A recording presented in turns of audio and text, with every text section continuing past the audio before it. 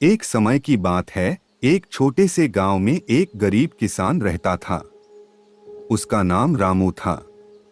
रामू मेहनती और ईमानदार था, लेकिन उसका भाग्य हमेशा उसका साथ नहीं देता था। एक दिन रामू अपने खेत में काम कर रहा था। तभी उसने एक पुराना घड़ा जमीन में दबा हुआ पाया। रामू ने घड़े को बाहर निकाला और उसकी सफाई करने लगा।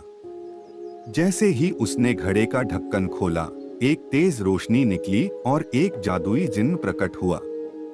जिन्न ने कहा, धन्यवाद रामू, मुझे इस घड़े से बाहर निकालने के लिए।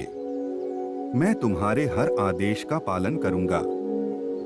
रामू चौंक गया, लेकिन उसने जिन्न से पूछा, क्या तुम सच में मेरे हर आदेश का पालन करोगे?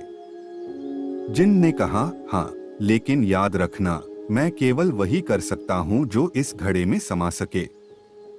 रामू ने सोचा और कहा, तो फिर मेरे लिए खाने के लिए कुछ ला दो। जिन्न ने घड़े के अंदर हाथ डाला और एक स्वादिष्ट भोजन निकालकर रामू को दे दिया। रामू बहुत खुश हुआ। अगले कुछ दिनों में रामू ने जिन्न से कई तरह की चीजें मांगी और जिन्न ने हर बार उसे खुश कर दिया।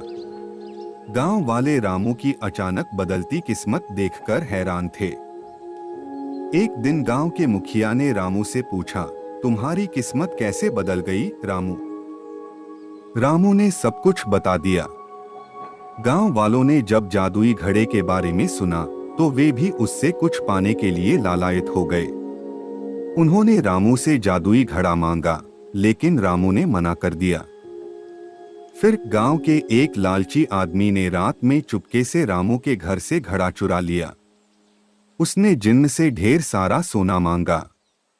जिन्न ने घड़े के अंदर हाथ डाला और जितना सोना आ सकता था निकाल दिया।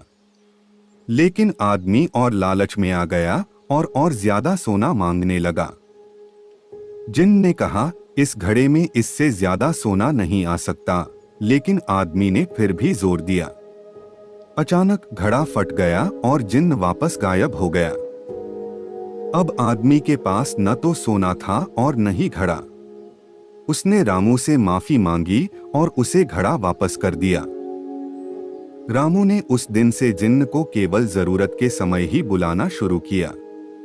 उसने सीखा कि संतोष और कृतज्ञता से ही सच्ची खुशी मिलती है। गांव वाले भी रामू की इस सीख से बहुत प्रभावित हुए और सबने मिलजुल कर रहने और संतोष में खुशी ढूंढने की कसम खाई। शिक्षा, लालच बुरी बला है। संतोषी जीवन जीने में ही सच्चा सुख है।